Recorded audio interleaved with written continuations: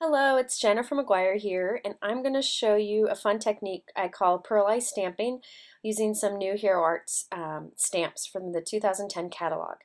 This is the card I'm doing, and almost all the elements here kind of have a pearly shine, which you can kind of see in the photo here, especially on that grass there and the butterfly. First, you need to make your pearlized water. I use this Ranger Mini Mister, which Hero Arts now sells. And sorry, I have ink all over my hands. I should have washed my hands before I did this. But I filled it about 3/4 of the way with water. And now I'm going to take some of my perfect pearls, and it's the color perfect pearl, which is just white.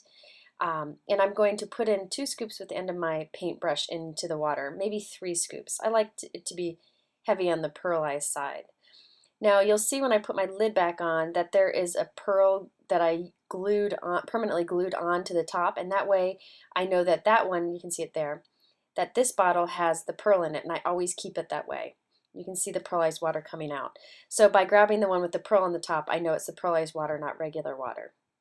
So this is one of the new images from the Hero Arts catalog. It's the silhouette grass, and I'm just going to stamp it with lots of different distress ink here. Distress ink is great because it works really cool with water. It does really neat things with water, which you'll see in a bit, and especially with this pearlized water. So I first did some shabby shutters green, and now I'm going over just little touches here and there of peeled paint. Then I'm going to add a little touch of broken china and a little touch of scattered straw. So just a little bit here and there. Since I'm not doing much, I'm not really worried about transferring ink from one to the other. I never seem to have any problems with that.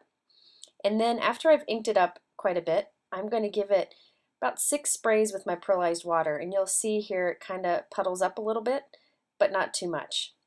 And you'll end up with a watercolored look. Now when you first stamp it, it's going to look kind of blah, as you can see here, kind of splotchy and not real nice. But when it dries, it will look so much different, and it will have this pearlized shine to it. So there's what I ended up with, but I wanted a little more color. So I've got these little sticks, Fantastics. They're from Sukaneko, and they are like little foam points. I don't know what the best way to describe them are, but I use them to add more color here and there. I like to use that ink blending tool from Ranger for big areas, but for little areas, this is what I use. So I pressed some peeled paint distress ink onto my craft sheet here and sprayed some of the pearlized water onto it, and now I'm going in with this little tip and adding color in the different places that I felt like I needed a little more intense color, whatever. And since I have sprayed it with the pearlized water, it will have that pearlized shine. And here I'm adding some touches of broken china too.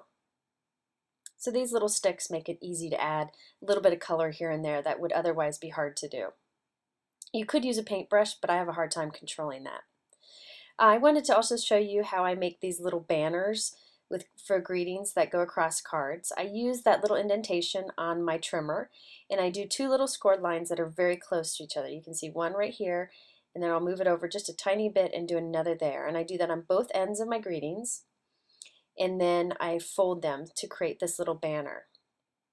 So you can see me folding the scored lines down here. This is just a great way to add a little bit of dimension to your greeting, which is usually just pretty plain and flat.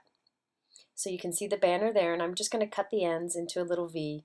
You could put a brad there instead, whatever you want. But this is how I keep it from flattening. I flip it over and I put dimensional adhesive along the middle of it where it's going to be raised. I like to use the EK Success foam squares for this. They really work well. And then I put adhesive on these little flaps that will lay flat on the card. And this will give you just the right dimension. You don't have to worry about it getting flattened when you put it in the envelope. So you can see there how it lays like a banner. And this will just go right on the card, but I actually decided to add another step in, so I'm not going to glue that down just yet. This is one of my favorite cling stamps from Hero Arts. It's one from that came out earlier this fall, but I use it all the time, and I like to use these big cling stamps. I actually don't use a block when I do these. I just lay it down face up like this and ink it up, and then I just press my paper right down to it and press around. Now I wanted the edges to be inked up real good with this stamp, but not the center, just for this particular card, and you can see that there. So I just pushed on the edges. Very subtle, but it adds a little bit of interest to the background.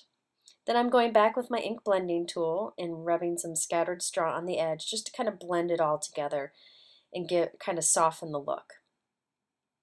And then you can see here I added that banner on, and you can see the foam there kind of keeps it raised in the middle. It really works out well.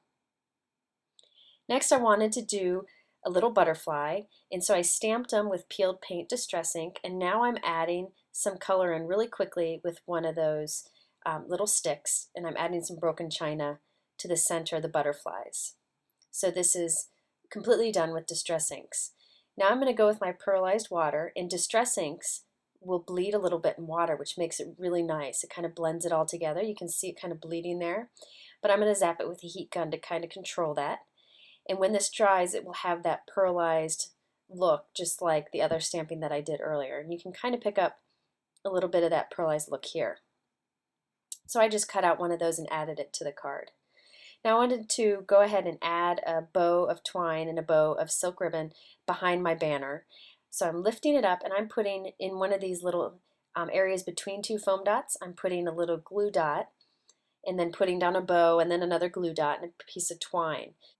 So this just gives a little bit of dimension and fun that it kind of pops out from behind this banner.